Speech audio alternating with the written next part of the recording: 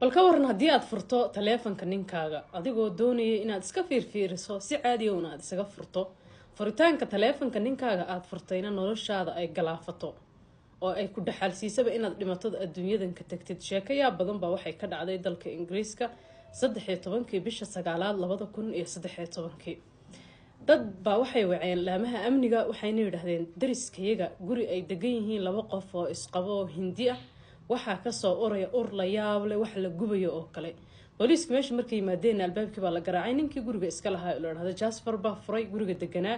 waxa lagu yiri markaa maxaa uraya waxbaad gubaysaa yaani urta guriga ka soo baxaysay qiiqay darisku ka dacwoonayaan ma ay qashin haray buu ahaa maxay baan gubay waxa soo hayay wuxuu dhahaa raali noqdaan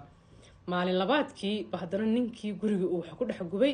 dariskii way dacwoodeen maalin labaadkii laamaha amnigu maalintii labaad meesha markii yimaadeen waxay go'aansadeen guriga inay gudaha u galaan oo ay baaritaan sameeyaan sadma ma bacdaha sadma baaritaan markii la sameeyay waxa la ogaaday ninkani inuu qof meesha ku dhex dilay oo meed uu gubayo maalinkii koobaad markuu cabaar gubay qiiqo uu dariska dhan isqabsaday buu damiyay maalin labaadkiina markaasuu haddana gubay sidoo kale markuu arkay qiiqo inuu aad u baxayo oo cabsaday in darisku haddana soo dacweeyaan ugu damiyay qof meeda meesha loogu tagay marka oo ninkan uu gubay oo rag iyo dumar wuxuu yahay aan la kala garanayn ninkii baa la qabtay markaas lagu yiri qofkan uu yahay maxaad u dishay aaway gabadhaadii aad qabtay xaaskaaga hadal darisku waxay sheegeen meeshan inay degan yihiin laba qof oo Hindi ah oo isqaba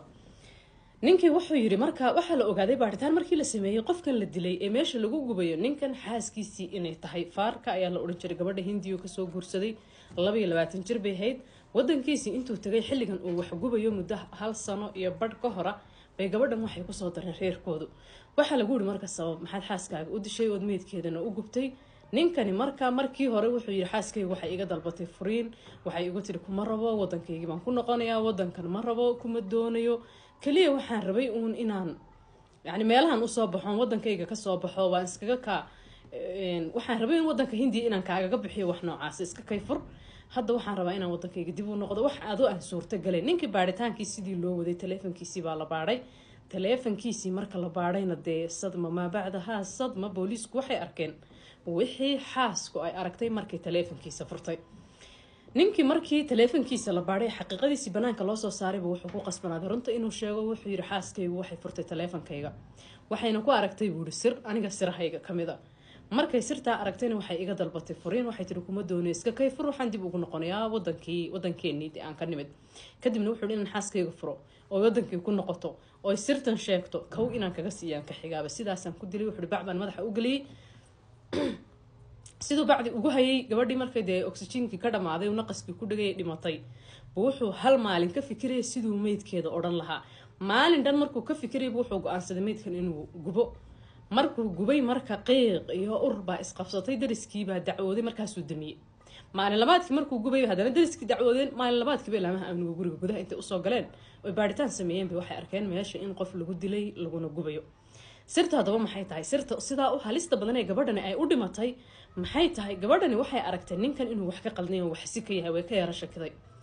ninkii isagoo hurda bay xilli subaxa ka soo horkacday subax hore ah taleefankiisii bay soo qaaday way furtay way baadhay qolkii la jiifay qolka jiifka meel qolka fadhiga taleefanka la tagtay way furtay way baadhay